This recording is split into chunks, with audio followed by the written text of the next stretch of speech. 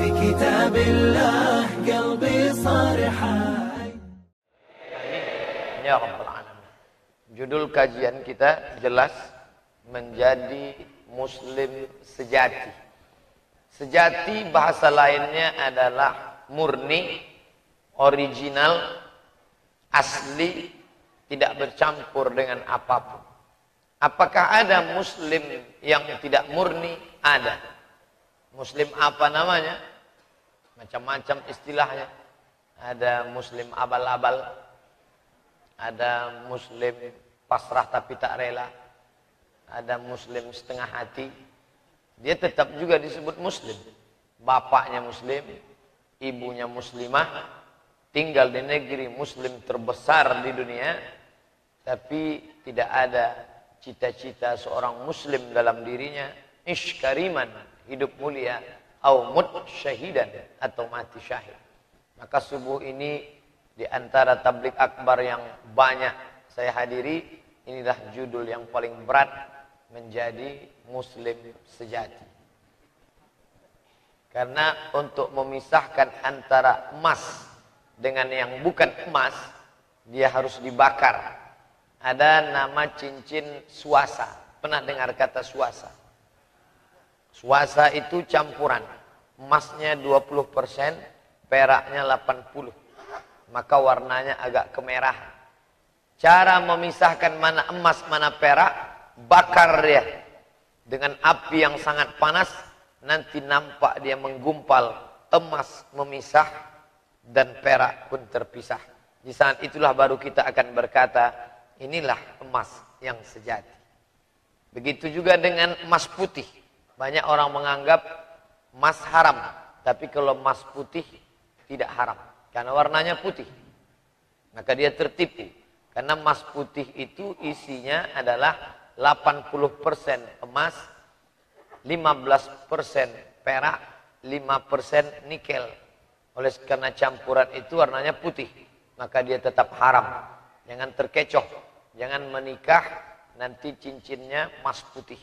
Maka emas putih juga haram. Cara memisahkannya, bakar dengan api. Nanti akan tampak terpisah antara tiga. Emas menggumpal, nikel menggumpal, dan perak pun menggumpal. Oleh sebab itu kalau emas, cara memisahkannya dengan cara dibakar, maka muslim sejati akan tampak ketika dia sedang diuji. Disitulah dia akan tampak mana yang sejati, mana yang tidak, mana yang murni, mana yang aspal, mana yang abal-abal, mana yang original. Insya Allah ujian pertama kita lulus, yaitu ujian melawan tidur di pagi hari Ahad. Ini salah satu api yang ingin memisahkan mana emas, mana perak. Yang tidur pagi ini sampai jam 8 itu muslim juga, tapi tidak sejati. Tapi yang datang malam ini iktikaf, walaupun masjidnya belum berdinding, maka insya Allah ini muslim sejati. Tapi belum sejati betul. Masih agak setengah lagi. Tantangannya apa? Ini hari libur, kerja 6 hari. Senin, Selasa, Rabu, Kamis, Jumat, Sabtu. Maka selama 6 hari ini lelah, letih, bosan, boring, capek. Maka ini hari membalaskan sakit hati. Saya harus tidur sampai jam 8 pagi. Inilah hari tanggal merah yang jam waker harus libur. Tapi muslim sejati tidak. Bagi dia tidak ada tanggal merah. Semuanya hitam. Karena ayat yang dia pakai, فَإِذَا فَرَغْتَ fansab. Selesai dari satu aktivitas, maka pindahlah aktivitas yang lain. Wa ila rabbika farghab, dan berharap hanya kepada Allah Subhanahu wa taala. Kalau untuk memilih antara tidur pagi dan sholat subuh saja berat, bagaimana untuk memisahkan antara hak dan batil? Muslim sejati tidak hanya dalam masalah sholat subuh, tapi dalam masalah yang lebih berat, di atas sholat yaitu ekonomi. Karena sholat masalah gerakan. Takbiratul ihram, ruku, sujud, tasyahud, salam. Selesai itu bisa tidur lagi. Tapi ada yang lebih berat daripada sholat, masalah ekonomi. Oleh sebab itu apa kata Buya Muhammad Nasir? Islam ritual biarkan. Orang ramai-ramai sholat subuh biarkan. Tapi kalau sudah bicara tentang ekonomi, awasi. Kalau sudah bicara tentang politik, habis. Kenapa? Karena ini ancaman. Nabi Muhammad SAW ketika dia mengajak orang sholat subuh berjamaah, apakah Abu Jahal, Abu Lahab, Abu Sufyan marah? Tidak. Mereka tidak marah.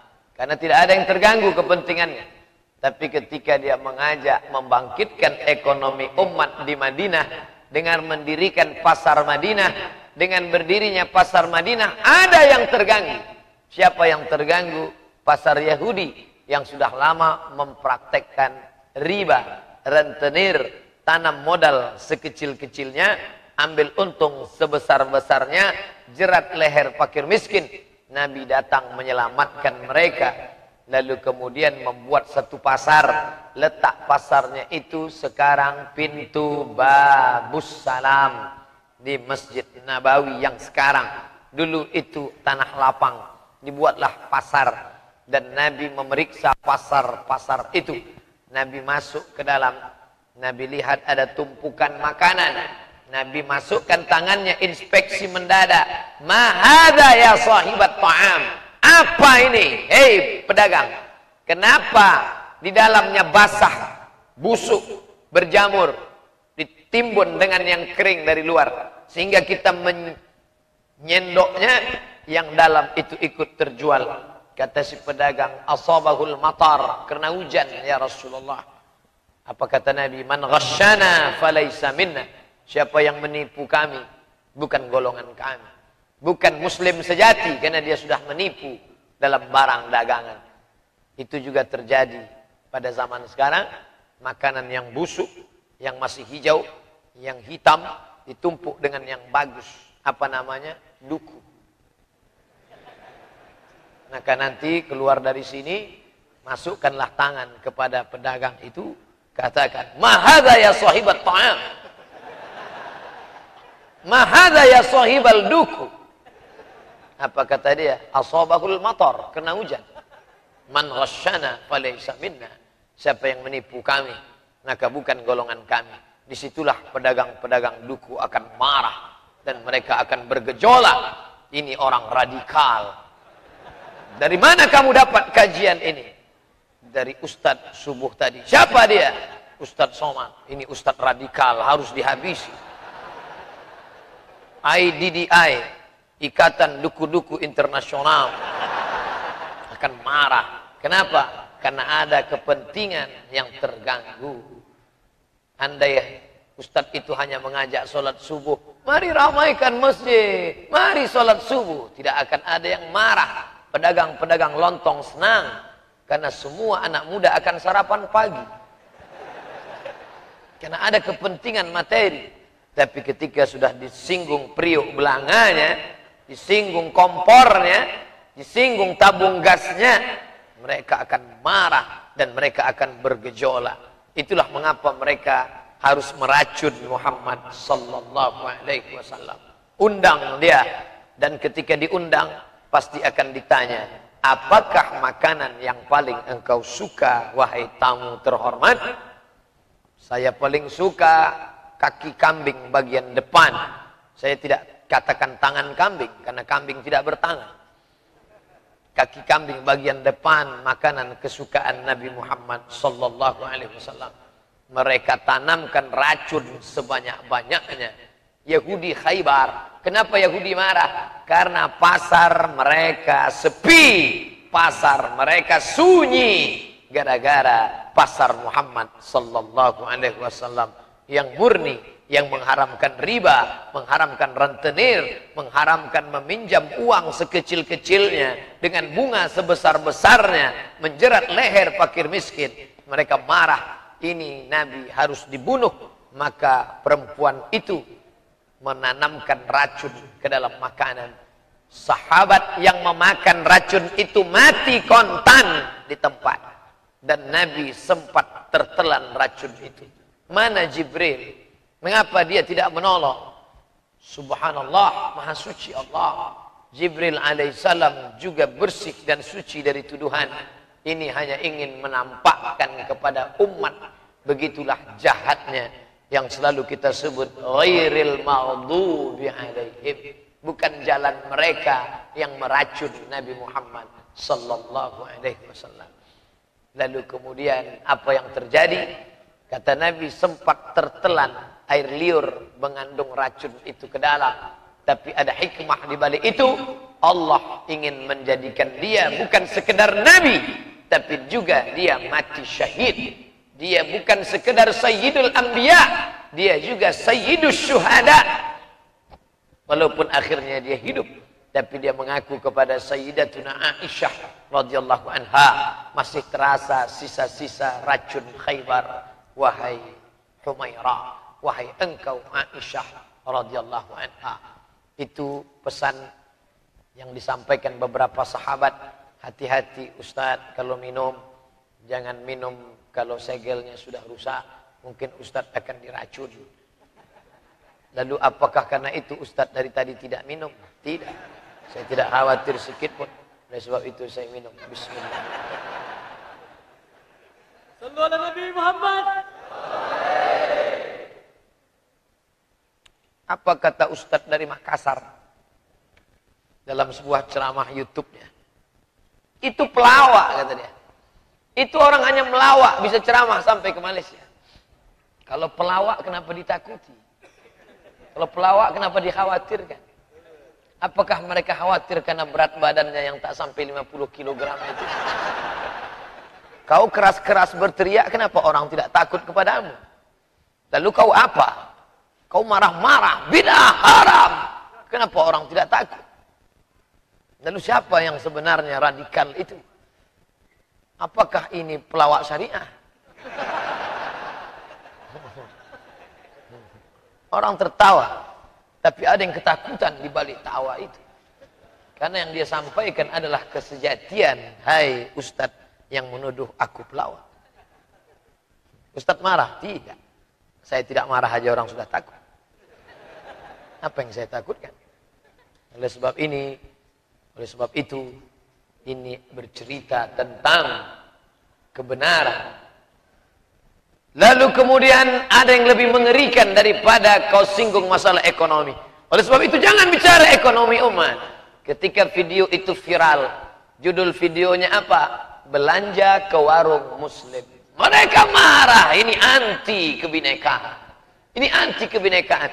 Saya kemana-mana berjalan 3 orang. Saya orang Melayu, sahabat saya di sebelah kiri orang Minangkabau, dan sahabat saya yang di sebelah kanan orang Makassar. Lalu apakah saya anti kebinekaan? Mestinya saya mencari orang Melayu juga. Inilah tim yang paling kebinekaan. Kenapa Ustaz tidak cari tim non-muslim? Nanti dia segan masuk masjid. Maka saya cari yang muslim. Ini anti kebinekaan. Apakah dia anti kebinekaan? Ketika dia kuliah di Mesir, dia menyewa rumah. Rumah yang dia sewa bukan rumah Mustafa. Rumah yang dia sewa bukan rumah Ahmad. Rumah yang dia sewa bukan rumah Muhammad. Rumah yang dia sewa, dia kontrak adalah rumah Baba Yosef Hana. Yang agamanya Kristen Ortodok Koptik. Yang dia sembah anak Allah, Allah Bapa, Rohul Kudus. Dan mereka bertetangga dekat, hanya berpisah lantai saja. Di bawah rumah kontrakan saya, di atas rumah Baba Yosef Ana. Ketika Baba Yosef memanggil kami, ya beni anakku, rumah kontrakan harus aku naikkan. Karena aku terkena penyakit saratan. Saratan, bahasa Inggrisnya cancer. Cancer, orang kita menyebut kanker. Aku kena kanker anakku. Maka sewa rumah harus aku naikkan. Lalu kami pun menjawab, Baba Yosef, kalau kau kena kanker, kami lebih hebat daripada kanker. Apa dia? Krisis moneter. $1 20.000 tahun 1998. Kalau engkau naikkan sewa rumah ini, kami pindah dari sini. Apa kata Baba Yosef Hana? Kalau begitu anakku, kau jangan pindah, kau tetap di sini. Sampai akhirnya saya selesai kuliah tahun 2002, barulah saya pulang. Dan Baba Yosef Hana tidak mengusir kami. Indahnya kebinekaan, indahnya keberaneka-ragaman.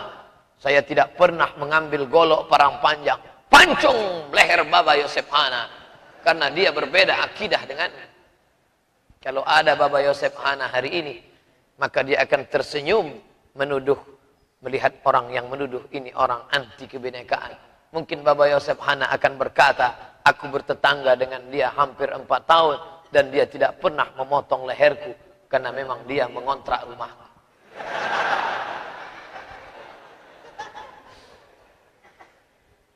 Gerakan belanja ke warung muslim. Mari belanja ke warung muslim. Ketika kau belanja kepada teman sebelah, tetangga sebelah, kau tak pernah main tawar. Kau tinggal ambil barang, lalu tidak kau tanya harganya. Tinggal kau tanyakan saja langsung ke mesin. Kau tinggal cari barcode-nya. Tidak pernah kau tanya berapa modalnya.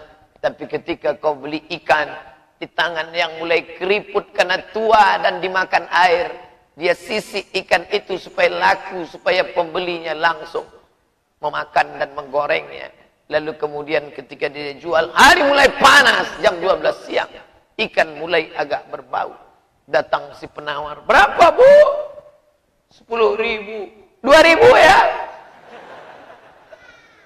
Kau menawar apa membunuh? Kenapa tidak kau ambil saja pisau itu, kau tusukkan ke lehernya sehingga dia mati? Apakah kau kaya gara-gara uang 3.000 itu? Apakah kau kaya gara-gara uang itu? Kita video itu diviralkan, lalu orang akan berkata, inilah anti kebinekaan. Aku bukan anti kebinekaan.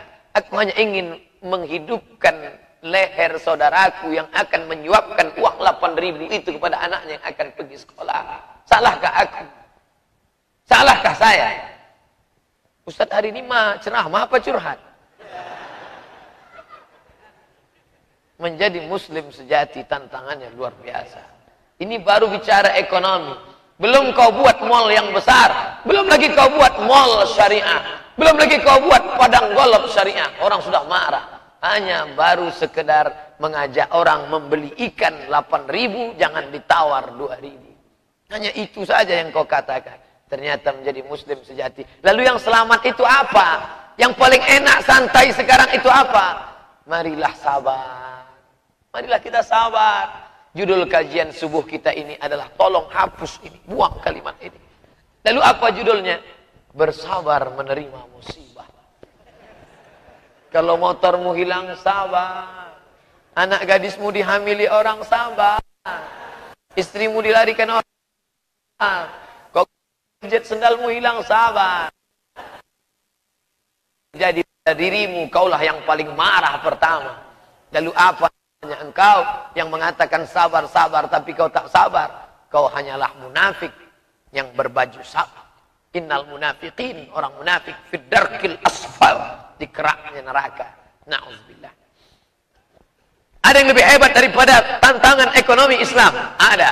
Apa namanya? Politik. Ketika kau bicara tentang politik, kau sudah menyentuh kekuasaan. Di dalam kekuasaan ada kepentingan, ada harta, ada proyek, ada bantuan, ada dana yang besar. Ketika itu, maka kau sedang menyentuh api dan kau siap terbakar. Kau genggam dia, tanganmu akan melepuh, atau kau lepaskan dia, dia akan padam dengan sendiri. Jangan ketika terasa panas kau lepaskan. Terasa panas, lepaskan. Ketika agak lupa, kau pegang kembali. Maka bukan begitu. Oleh sebab itu paling selamat adalah jangan bicara tentang kekuasaan. Jadi jangan heran kalau ceramah Ustadz Somad tidak lagi menyinggung kekuasaan. Pilihlah pemimpin yang peduli pada Islam. Dulu ceramah dia tentang itu. Pilihlah yang peduli pada Islam. Siapa yang tidak memilih pemimpin peduli pada Islam, akan lahir politisi yang tidak mementingkan Islam. Benar apa salah? Lihatlah, suara mulai mengecil. Karena mereka juga mulai ketakutan. Oleh sebab itu, maka ini penting di masa akan datang. Video mulai dihapus dari YouTube, Instagram mulai di-ban. Mengapa tidak jadi? Karena ada gejolak yang luar biasa. Ada suara-suara yang marah. Mengapa ini? Mengapa ini? Tidak tahan lama, hanya 12 jam saja. Mesti muncul kembali. Itulah pentingnya berjamaah.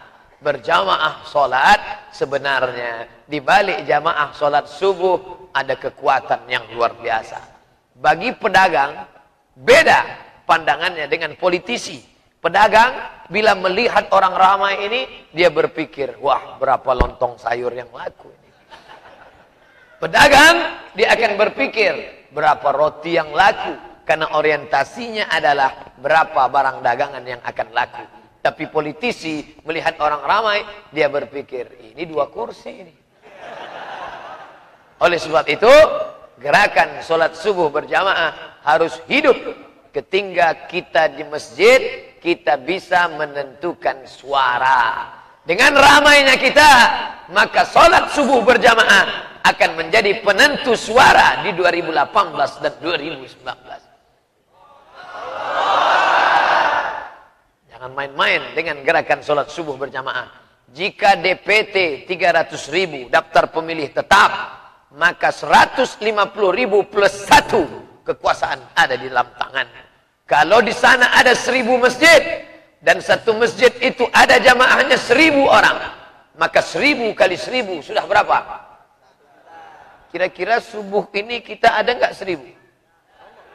Insya Allah ada 1.000. Jangan katakan lebih, nanti berdosa kalau kurang.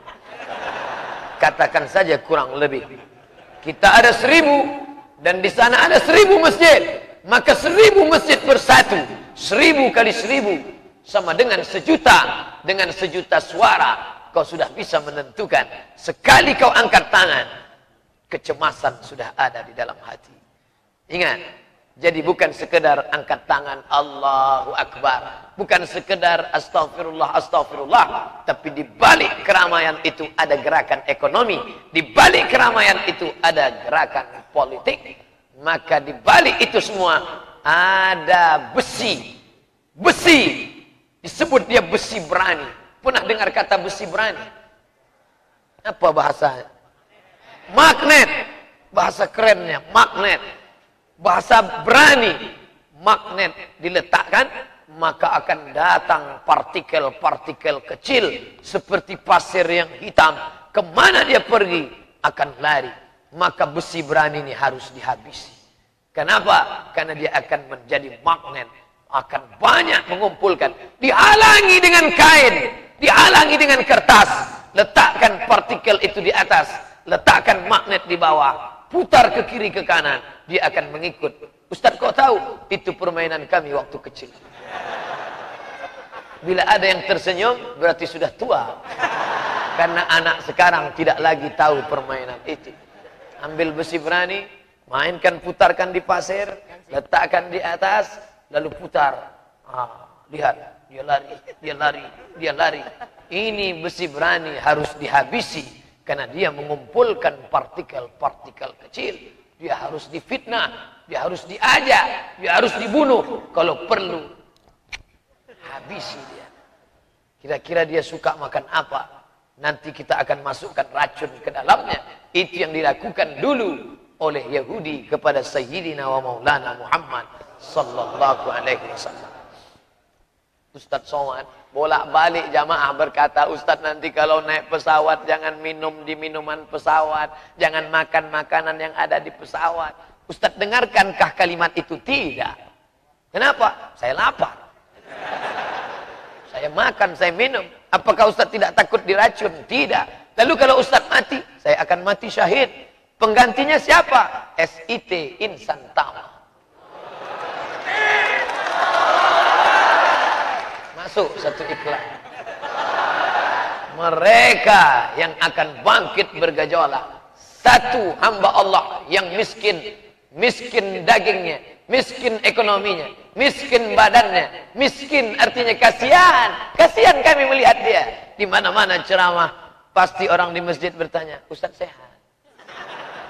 Ustaz nampaknya lelah. Wajah Ustaz lelah. Apa jawaban Ustaz? Saya diam aja. Lihat aja nanti. Kau kasih aja mikrofon, hilang ini semua.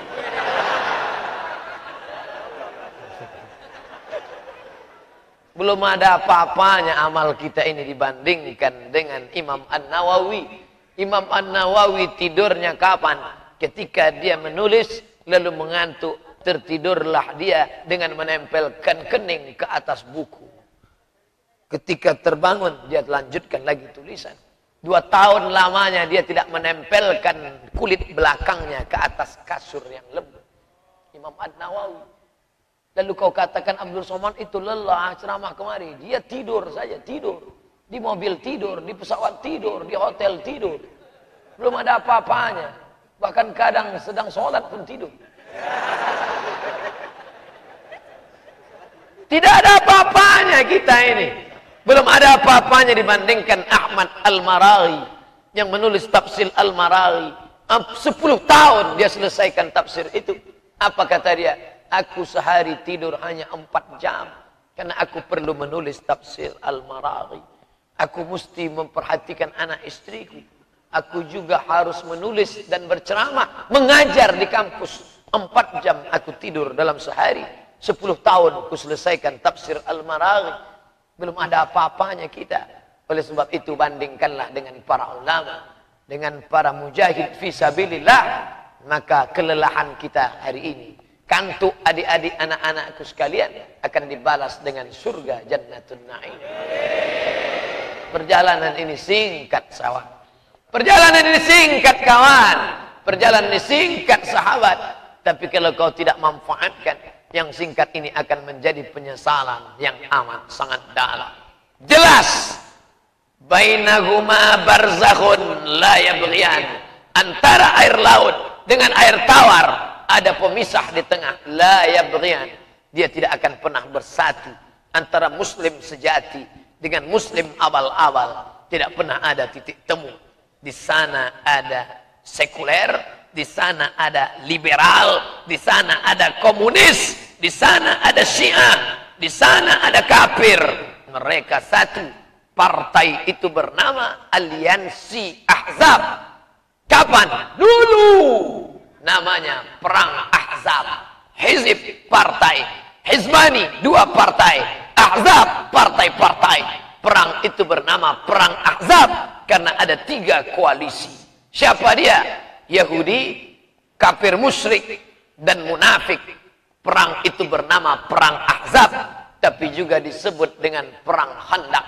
Mengapa disebut Khandaq? Parit. Karena Salman Al-Farisi bertanya, wahai Rasulullah, bolehkah aku punya ide, strategi untuk menghadapi mereka? Apa idenya Salman?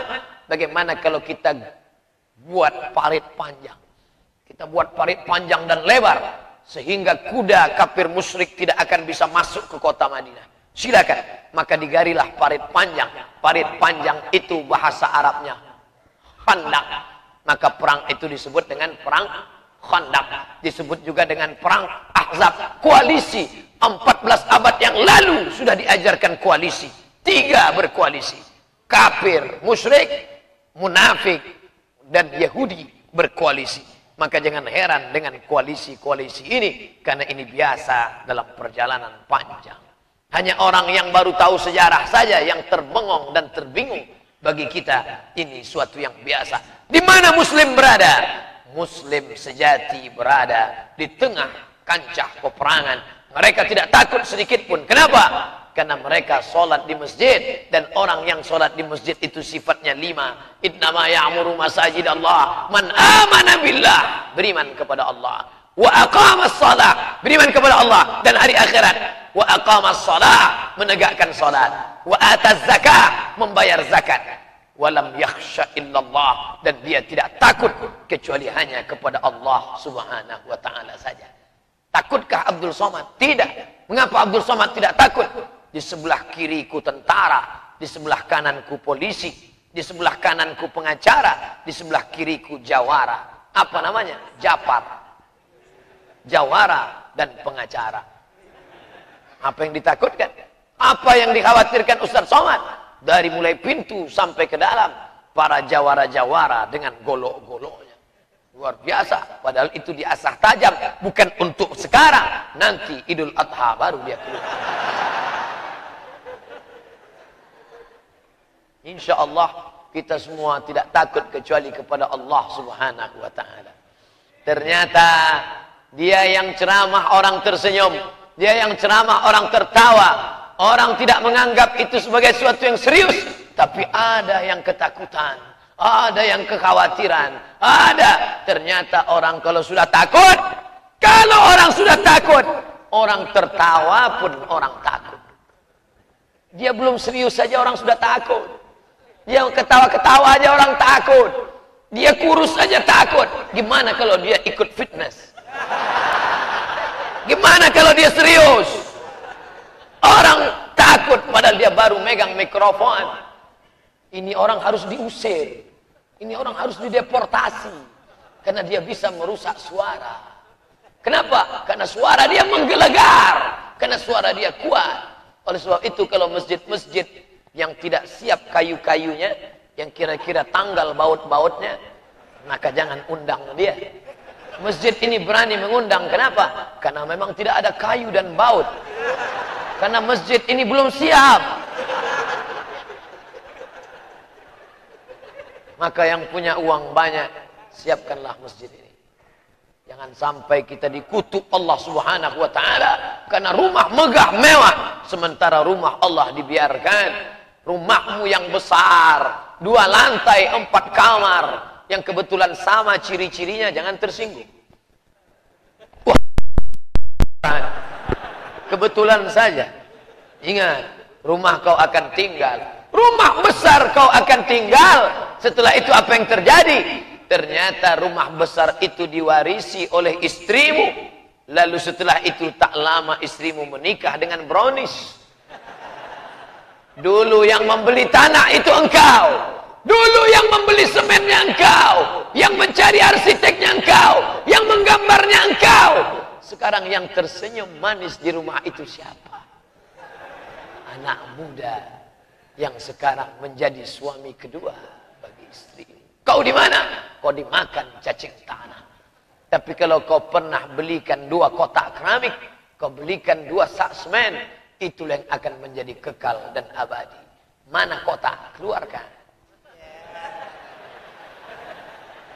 Kalau tidak ada kotak, sorban. Mana sorban? Saya dikasih sorban, tapi sorban ini tidak bisa menampung duit.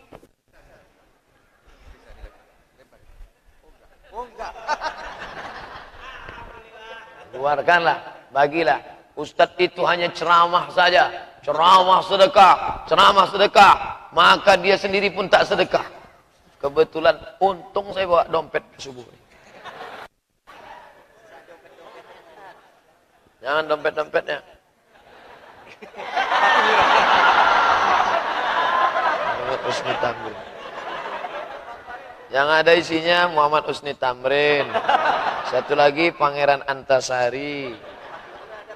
Agak besar dikit, itu Tuanku Imam Bonjol.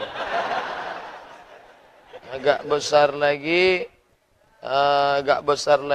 itu bukan Sultan Mahmud Badarudin. Baru banyak betul duit 2000.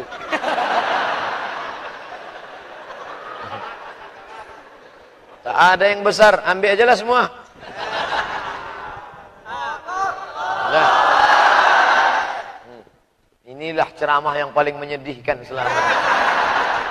Asal dilihat ke sana menetes air mata. Dah, bawa ke sana. Kelilingkan terus. Yang tidak ada duitnya, masukkan kartu-kartu ATM-nya ke dalam. Lengkap sama PIN-nya sekalian. Itulah yang akan menolong di hadapan Allah Subhanahu wa ta'ala. Itulah yang akan menjadi bekal kita menghadap Allah Subhanahu wa ta'ala. Ma'akal tafa'afnaita, yang kau makan busuk, Wa malabista fa'ablaita, yang kau pakai lapu, tak perlu ribut bersuara, karena mengeluarkan duit tak perlu pakai suara. Ribut, rupanya 2.000 perak. Saudaraku yang dimuliakan Allah Subhanahu wa taala, kita tak perlu khawatir, tak perlu takut. Anak-anak muda yang ada di hadapan saya ini sekarang, ini yang akan menjadi besi berani, magnet 10 tahun yang akan datang. Khawatir luar biasa. Mereka dirusak dengan sekuler, mereka dirusak dengan liberal, mereka dirusak komunis, mereka dirusak oleh aliran sesat, mereka dirusak oleh sinetron Korea. Mereka dirusak oleh boy band. Mereka dirusak oleh lady boy, bencong. Mereka dirusak oleh HIV AIDS. Mereka dirusak oleh zina. Tapi insya Allah mereka tidak akan rusak. Kenapa? Mereka akan dididik sekolah Islam terpadu. Yang sudah mendaftarkan anaknya ke sekolah Islam, alhamdulillah. Yang belum mendaftarkan anaknya ke sekolah Islam, na'udzu, matilah kau dimakan cacing tanah. Memangnya nanti kalau sakratul maut, anak kau yang pandai main keyboard, kau panggil guru keyboard, kau bayar sekian juta, nanti kalau kau mati, anakmu akan membuka keyboard, akan dinyanyikannya lagu ayah. Kau terimalah lagu beserta keyboard-keyboardnya di alam barzah. Tapi anakmu yang sekolah di Islam terpadu, dialah yang akan membaca di tengah malam, Rabbil firli wali walidayya warhamhuma kama rabbayani shaghira. Mudah-mudahan itu anak kita insyaallah. Dengar suaranya. Suaranya kecil mengucapkan amin, kata dia. Amin. Berarti dia ada hadir di sini. Mungkin umurnya masih 5-10 tahun. Sekarang dia baru kelas 1 SMP, 3 tahun SMP, 3 tahun SMA, 4 tahun dia kuliah S1. 2018 dia kelas 1 SMP, 2028 dia sudah lulus PNS, 2038 dia akan mencalon menjadi calon anggota legislatif. Dia yang akan mengeluarkan perda syariah. Allahu Akbar. 2038 dia yang akan menjadi bupati wali kota. Dia yang akan menerapkan sholat berjamaah kepada pegawai kantor-kantornya. Allahu Akbar. Hari ini kau boleh berputus asa, hari ini kau boleh berduka, tapi jangan terlalu larut dalam kesedihan. Lihatlah mereka yang sedang berseragam pink, 3 orang, trio maut. Mereka akan membunuh kebodohan, mereka akan membunuh kejahilan, mereka akan menjadi pasukan jundun min junudillah, tentara-tentara Allah. Dan ketika mereka nanti berkumpul reuni bersama, mereka akan buat nobar nonton bareng. Filmnya apa? Apakah Manchester United dengan Liverpool? Apakah Real Madrid dengan Barcelona? Tidak. Mereka akan nonton bareng ceramah Ustadz Somad 20 tahun yang lalu. Mereka berkumpul dengan anak mereka, dengan istri mereka, dengan pasang layar besar. Mereka tonton. Videonya dari mana? Itu yang merekam itu semua. Mereka simpan file di laptop mereka. Mereka tonton. Mereka perlihatkan ke istri mereka. Mereka tunjukkan ke anak mereka. Setelah itu mereka reuni bersama. Mereka menonton. Dan anak mereka bertanya, Papa. Ya, itu siapa? Itu Ustadz Somad. Di mana dia sekarang? Dia sudah mati dimakan cacing tanah. Tapi pahala tetap lahir dan menetes ke mata. Sedihkah kita? Tidak. Abdul Somad tidak pernah sedih sedikit pun. Karena mati hanyalah perpindahan. Dulu pun aku juga pindah. Dari alam roh, pindah ke alam rahim. Dari alam rahim, pindah ke alam dunia. Dari alam dunia, pindah ke alam barzakh. Dari alam barzakh, pindah ke surga. Bersama Nabi Muhammad sallallahu alaihi wasallam. Apa yang kau sedihkan? Apa yang kau sedihkan? Kau tak pernah mati. Di alam ruh kau hidup. Di alam rahim kau hidup. Di alam dunia kau hidup. Di alam barzakh kau hidup. Di surga kau hidup. Kau tak pernah mati. Orang berkata kau mati. Dia sudah mati. Wala taqulu liman yuqtalu fi sabilillahi amwat. Dia tidak mati, bal ahya, dia hidup. Walakin la tash'urun, tapi mereka tidak bisa merasakan kehidupan. Jangan pernah kau merasa mati, saudaraku. Buya Hamka tak pernah mati. Buya Muhammad Nasir tak pernah mati. Mbah Hasim Asy'ari tak pernah mati. Dari pegangannya nampak duitnya banyak. Tapi dari beratnya saya khawatir ini uang kerincing semua. Insya Allah kita hitung nanti bersama, umumkan besok.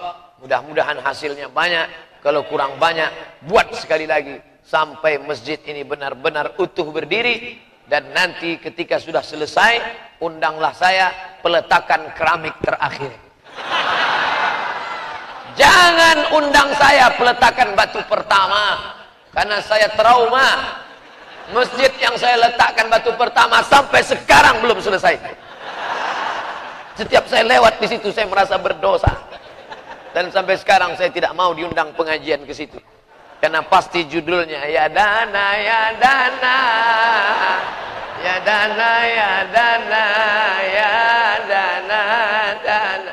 Ya Allah, selesaikanlah masjid kami ini ya Allah. Setiap kami melihat dinding-dindingnya sakit hati. Udah menangis, tak juga keluar duit.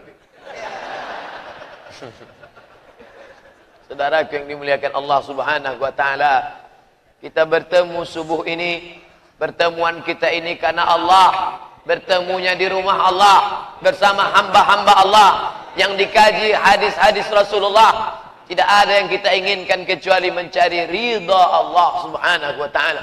Yang kita inginkan hanya satu, Allahumma khtim lana bi husnil khatimah wa la takhtim alaina bi su'il khatimah. Saya diberikan informasi, Ustadz hanya ceramah sampai 6.15 saja. Sisanya 6 sekarang, 15 menit kita jawab pertanyaan. Ini kalau tidak dijawab, nanti dia pasti marah. Karena dia sudah mengeprintnya dari rumah. Diketik, diprint, walaupun tinta hitamnya sudah habis. Tapi dia tetap semangat dengan tinta biru. Assalamualaikum warahmatullahi wabarakatuh. Waalaikumsalam warahmatullahi wabarakatuh. Mudah-mudahan Pak Ustadz selalu dalam lindungan Allah dan selalu dipermudah urusan dunia akhirat. Amin. Pak Ustadz, saya mau tanya, jika saya minjam 1 juta, kemudian peminjam mengembalikan 1 juta, tapi dia memberi uang tambahan 100.000, kata dia itu ucapan terima kasih karena sudah membantu, apakah ini hukumnya riba atau tidak? Dua pendapat. Pendapat pertama, tidak riba. Karena dari awal tidak ada kesepakatan dalam akad, maka tidak riba. Pendapat kedua, riba. Kenapa? Karena dia beri uang itu karena minjam uang. Andai tidak ada transaksi minjam-minjam itu, adakah dia memberi engkau 100.000? Tidak. Kecuali selama ini memang dia baik. Ketemu 100.000. Asal ketemu 100.000. Asal ketemu 100.000. Pokoknya asal nampak wajah dia, 100.000 nih. Jadi gimana Pak Ustadz? Saya condong pendapat pertama, silakan. Saya condong pendapat kedua, silakan. Saya tidak mau mengatakan ini haram. Masa haram Pak Ustadz? Haram. Kalau kita bagi dua Pak Ustadz, ada dua pendapat. Enggak mau gitu. Walau kau bagi, walaupun tak kau bagi ke saya sebutkan dua pendapat. Jangan ketika didesak baru sebenarnya ulama tidak sepakat dalam masalah.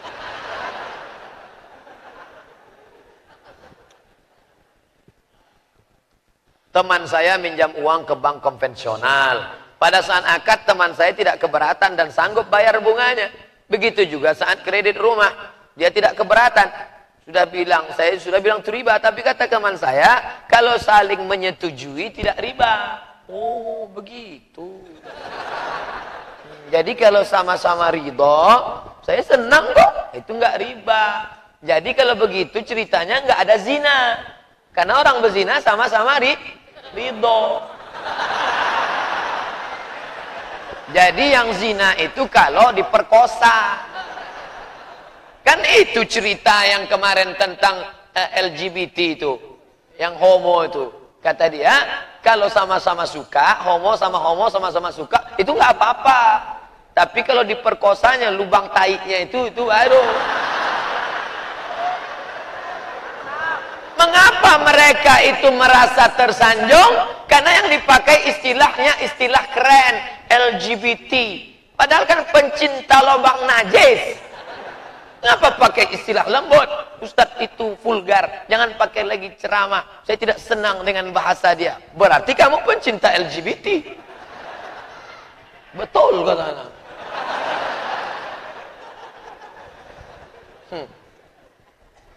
Enak aja. Nah, jadi marah saya jadinya kan. Dia bilang kalau sama-sama ridho menjadi tidak haram. Sepakat seluruh orang di Bogor bahwa jilbab tidak wajib. Apakah hukum Allah menjadi jatuh? Tidak. Hukum Allah tidak jatuh karena kesepakatan manusia. Hukum Allah tidak batal karena sama-sama ridho. Kalau sudah haram, kata Allah haram. Walaupun kau senang melakukannya. Jadi bukan masalah senang tidak senang. Ini bukan masalah like and dislike. Ini masalah hukum Allah subhanahu wa ta'ala. Ustaz, semoga Ustaz selalu dalam keadaan sehat walafiat. Amin. Mohon doanya Ustaz. Mudah-mudahan santri dan siswa insan tama menjadi anak yang soleh dan solihah. Memang itulah kita doakan dari tadi. Kan dari tadi itu aja doa kita. Dimintanya juga lagi. Kita tambah. Ustaz mau tanya. Bagaimana caranya mendidik anak menjadi soleh, faqih, dan menjadi muslim sejati? Yang pertama, pilihkan ibunya yang solehah. Hanya istri solehah. Saya cuma sekali sama Bang Roma, tapi pengaruhnya luar biasa. Sekali saya satu majelis dengan beliau di rumah Ustadz Solmed, tapi luar biasa. Siapa yang tidak memilih istri solehah terlalu, kata Bang Roma. Bagi yang belum nikah, yang sudah nikah jaga sajalah yang ada itu. Kau dempul-dempul aja lah sedikit-sedikit. Tapi bagi kalian yang belum nikah, kalian yang lajang-lajang yang belum nikah, kalian cari istri solehah. Nampak jilbabnya panjang, raut matanya tidak gatal, dia menunduk, kalaupun lihat sikit-sikit, apa-apa. Maka kau pinang dia, jangan ke dia langsung. Meminang itu kepada walinya. Assalamualaikum Pak Haji, Waalaikumsalam. Saya ingin anak-anak saya menjadi anak-anak yang soleh dan solehah. Apa hubungannya sama saya? Saya lihat yang paling sesuai untuk ibu dari anak-anakku itu adalah nominasi pertama jatuh pada anak Pak Haji.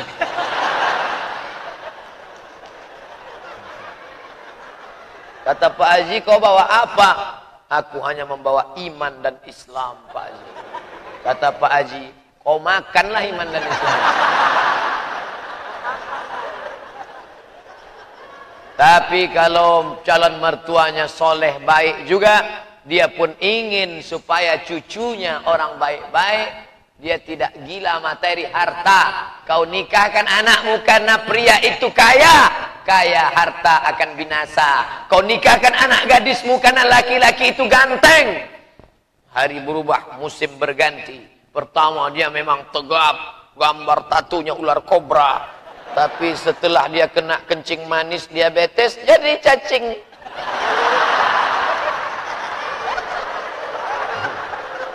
Tapi kalau kau nikahkan anak gadismu itu kepada pria yang soleh-soleh subuh ini, insyaallah, maka kau carilah siapa anak-anak gadis Pak Haji yang ada di sini. Tak usah jauh-jauh. Kau pantau aja, agak 3 kali subuh ini nampak tuh insyaallah. Yang pertama, carilah ibunya. Karena kalau ibunya hafal Quran, walaupun tidak 30 juz, istrimu hafal berapa juz? 30 juz. Kamu juz 30. Paling tidak pas sedang masak pasti dia baca Bismillahirrahmanirrahim. Amma yatasaalun 'anil naba'il 'azim alladzi hum fihi mukhtalifun. Kalla saya'lamun Anaknya yang di bawah hafal, anaknya yang sedang dalam kandungan mendengar, anak dalam kandungan itu mendengar. Buka surat Al-Insan. Hal ata 'alal insani hinum minad dahri lam yakun syai'an madhkura. Inna khalaqnal insan min nutfatin amsyajin nabtali faja'alnahu sami'an basira. Anak dalam kandungan tenang. Tapi kalau dapat kau bini hantu, ambil masak dia, kucing garong yang racun, sambil masak dia, datang suami dari belakang, hancurlah. Suaminya baik, pejuang subuh, istrinya solehah. Suaminya Abdullah, hamba Allah. Istrinya Aminah, perempuan yang amanah. Lahirlah anak terpuji. Siapa dia? Generasi Muhammad sallallahu alaihi wasallam. Sallallahu ala Muhammad marhaba.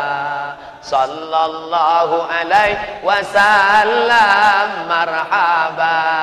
Disambut saat dia lahir, lalu disusukan oleh ibunya. Jangan kau susukan anakmu ke kaleng.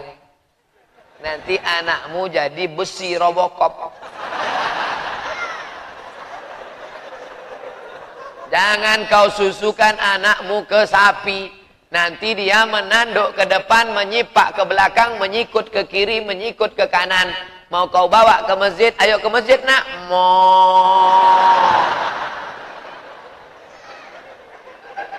Nah, lalu kemudian tak berhenti kau ajar. Saya nggak bisa ngajar anak saya. Saya ini sibuk. Saya ini wanita karir. Suami saya bisnismen. Kalau kau tidak bisa mengajar anakmu, kau serahkan dia ke sekolah Islam terpadu. Insan Tama. Mana mereknya? Nih.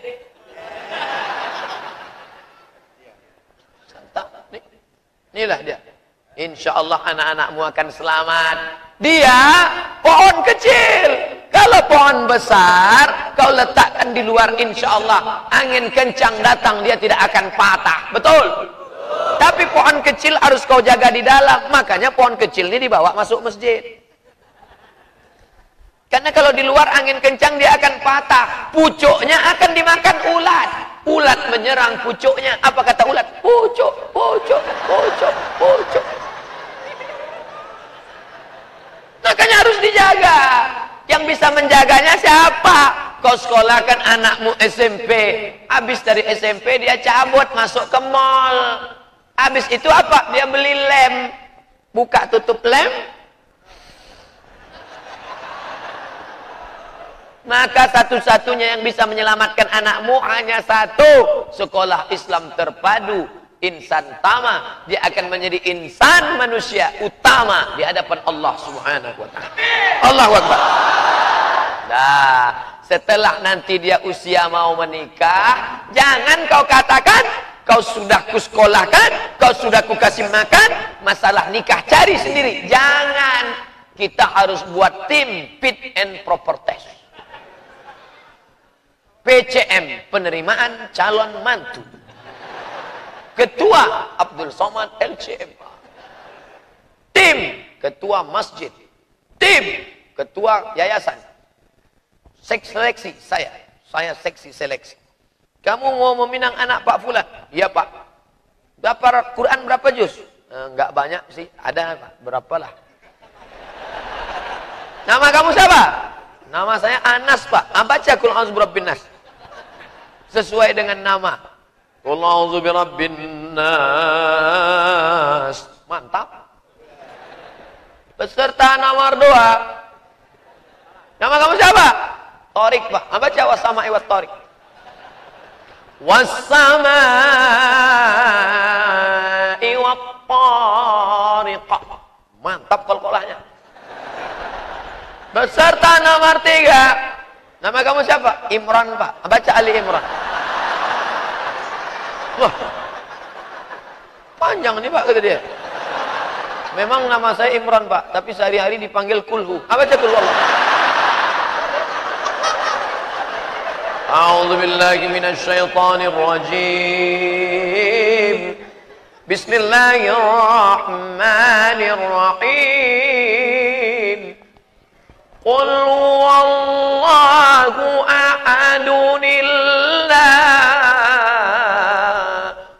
samad. Lulus. Kenapa? Nama saya dia sebut.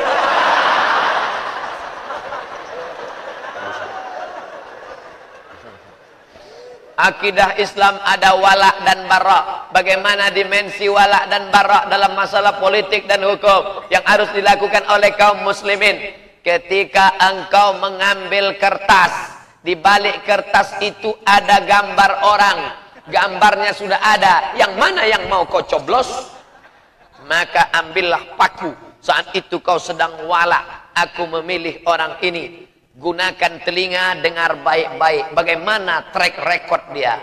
Apakah dia termasuk golongan ashabul yamin atau ashabul shimal?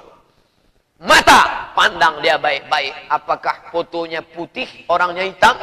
Berarti dia korban pencitraan. Sudah, jelas. Lalu kemudian setelah itu pasang telinga, inna sam'a wal basar, mata. Satu lagi belum kau pakai, wal fuad, hati. Maka kau mesti istikharah. Usolli sunnatal istikharah politik lillahi ta'ala. Gimana Bapak Ibu? Sudah dengar baik-baik? Sudah. Sudah pandang baik-baik? Sudah. Sudah istikharah? Sudah. Mana pilihan? Saya memilih gambar ini Pak Ustaz. Kenapa gambar ini yang dipilih? Kemarin dia ngasih sarung 2, surat Yasin 3, rebana 1 set. Kemarin pas datang ke masjid kami lagu Yadana turun semen 1 truk. Betapa istikharahmu tidak lagi sejati karena sudah terkontaminasi. Ambil semennya, jangan coblos orangnya. Semoga Allah senantiasa memberikan kesehatan dan umur panjang pada Ustaz. Jadi kenapa Ustaz selalu bacakan? Karena di dalam itu ada doa. Dan doa itu diaminkan oleh pria-pria soleh ini. Itu maka saya baca. Apa yang dibaca? Doa harus dibaca. Apa boleh saya mendoakan orang tua, anak saya yang sudah tiada ketika sujud salat wajib dalam hati? Boleh. Allahu Akbar. Tapi dalam hati. Jangan mulut. Anakku ya Allah. Enggak boleh. Keluar satu kata dalam bahasa Indonesia, batal. Mbokku ya Allah, mati. My father, batal. Tak boleh, dalam hati aja. Lama-lama, jangan. Apalagi kalau kau jadi imam. Makmumnya pitam di belakang. Bagaimana hukumnya bila seorang muslimah ahli dalam bidang inseminasi buatan membantu pemerintah dalam pengembangbiakan babi? Sedangkan saya pernah dengar ceramah Ustaz bahwa salah satu tugas Imam Mahdi adalah membunuh babi. Bagaimana dengan babi? Badateba baya bawabi, babi. La'ana Rasulullah, naha Rasulullah SAW an samanil kalbi. Nabi melarang jual beli anjing.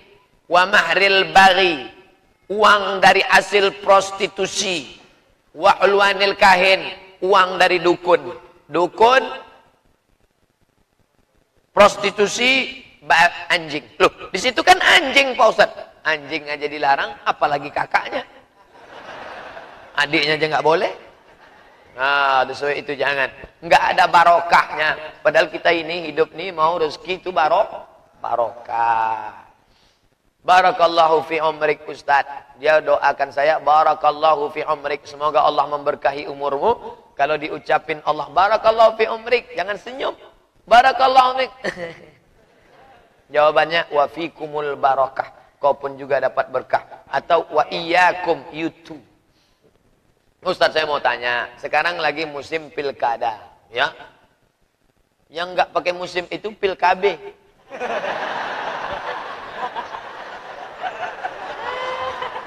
Mohon nasihatnya dari Ustadz agar kami tidak salah pilih. Kan udah yang dibahas tadi dah. Doain saya dan keluarga Ustadz agar saya dan keluarga menjadi keluarga yang soleh solehah, punya anak yang hafal Quran, selalu dijaga dari segala maksiat. Siapa membaca doa? Langsung. Ala hadhihi niyya al-Fatihah. A'udzu billahi minasy syaithanir rajim. Bismillahirrahmanirrahim. Alhamdulillahi rabbil alamin. Ar-Rahmanir Rahim. Malik yaumiddin. Iyyaka na'budu wa iyyaka nasta'in. اهدنا الصراط المستقيم صراط الذين أنعمت عليهم غير المغضوب عليهم ولا الضالين آمين. La tada' lana dzamban illa ghafarta. Segala dosa kami yang hadir ini ampunkanlah ya Allah. Wala musafiran illa wasalta. Yang musafir sampaikan ketujuannya dengan selamat ya Allah. La maridan illa syafaita. Yang kau uji dengan sakit, angkat penyakitnya, sembuhkan ya Allah. Wala mayyitan illa rahimta. Yang meninggal dunia, curahkan rahmat, ampunan dan ridhamu ya Allah. Wala aziban illa zawajata. Yang akan menikah, berikan jodoh yang baik, mudahkan urusan pernikahannya ya Allah. Wala raghiban illa anjabata. Yang ingin punya anak, berikan anak yang soleh dan solehah, menjadi pejuang di jalanmu ya Allah. Allahumma ja'al abna'ana wa banatina min huffazil Qur'an. Jadikan anak-anak kami para penghafal Quran. Allahumma dafa'anna al-ghala'a wal waba'a wal fahsya'a wal riba wal zina wal munkar. Jauhkan anak-anak kami dari malapetaka, bencana, riba, zina, narkoba, segala perbuatan keji dan mungkar. Allahumma akhtim lana bihusnil khatimah wa la taqtim alaina bisu'il khatimah. Allahumma arzuqna imaman adila. Berikan kami pemimpin-pemimpin yang adil ya Allah. La tusallit alaina bidhunubina man la yakhafuka wa la yarhamuna. Jangan karena dosa kami lalu kau angkat pemimpin kami orang yang tak takut padamu dan tak sayang pada kami ya Allah. Rabbana atina fid dunya hasanah wa fil akhirati hasanah wa qina adzaban nar. Sallallahu ala sayyidina Muhammad wa ala alihi wa sahbihi wa sallam walhamdulillah.